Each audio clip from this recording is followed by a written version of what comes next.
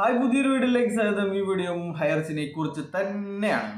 അപ്പോൾ നമ്മുടെ മൊയ്തീക്ക എവിടെ പോയി എന്നാണ് ഇങ്ങനെ വിചാരിക്കുന്നത്. മൊയ്തീക്ക, നിങ്ങൾ പിന്നെയും ഗൾഫിലേക്ക് പോയോ? പ്രവാസിയായിരുന്ന മൊയ്തീക്ക, ഹൈറിച്ചിന് വേണ്ടി കോരം വാദിച്ചിരുന്ന മൊയ്തീക്ക, നിങ്ങൾ എവിടെയാണ്? ഈ ദുനിയാവിലുണ്ടോ? നിങ്ങൾ എന്താണ് വാട്സപ്പിന് മറുപടി തരാത്തത്? നിങ്ങൾ എന്താണ് പുതിയ സോഫയിൽ ഇരുന്നിട്ടുള്ള വീഡിയോകളൊന്നും ചെയ്യാത്തത് എന്നാണ് ചോദിക്കാനുള്ളത്.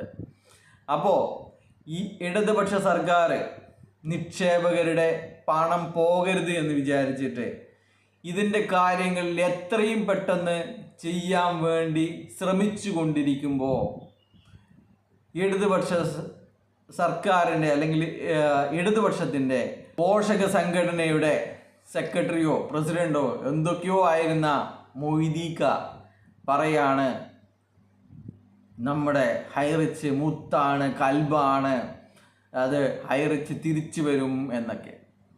അപ്പോൾ നമ്മൾ അവിടെയുള്ള വേണ്ടപ്പെട്ടവരുമായിട്ട് ബന്ധപ്പെട്ടപ്പോൾ അവർ പറഞ്ഞത് എന്നാൽ നിക്ഷേപ തട്ടിപ്പാണ് ഹൈറിച്ച്, ഒരുപാട് ആൾക്കാരുടെ പണം പോയതാണ്, എങ്ങനെയാണ് അവരെ സഹായിക്കുക എന്ന് നമ്മൾ ആലോചിച്ച് നിൽക്കുമ്പോൾ മൊയ്തീക്കയെ പോലെയുള്ള ആൾക്കാർ, ഉത്തരവാദിത്തപ്പെട്ട പദവികൾ വഹിക്കുന്ന ആൾക്കാർ ഏത് സാഹചര്യത്തിൽ ഈ തട്ടിപ്പ് കമ്പനിയെ പിന്തുണച്ചുകൊണ്ട് സോഷ്യൽ മീഡിയയിൽ പ്രവർത്തിക്കുന്നു എന്നുള്ള കാര്യങ്ങൾ നമ്മുടെ അടുത്ത എക്സിക്യൂട്ടീവിൽ ചർച്ച ചെയ്യും എന്ന് തന്നെയാണ്.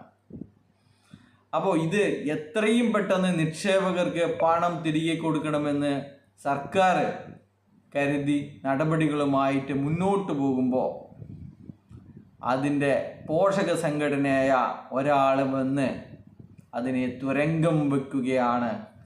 അദ്ദേഹം എന്തോ സൊസൈറ്റിയുടെ ആൾക്കാരായി മാറി, അല്ലെങ്കിൽ എന്തോ യൂണിറ്റ്, വാട്സപ്പ് യൂണിറ്റിൻ്റെ അഡ്മിനായി മാറി എന്നൊക്കെയാണ്. എന്തായാലും രണ്ടിലൊന്ന് തീരുമാനമായിട്ടുണ്ട്.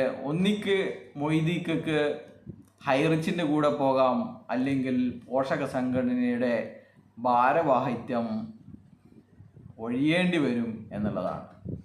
എന്തായാലും കഥ ഇവിടെ തീരുന്നില്ല. നടപടികൾ എടുത്തില്ലെങ്കിൽ അതിൻ്റെ മുകളിലുള്ള ഘടകത്തെ ബന്ധപ്പെടാനും നമ്മൾ റെഡിയാണ്.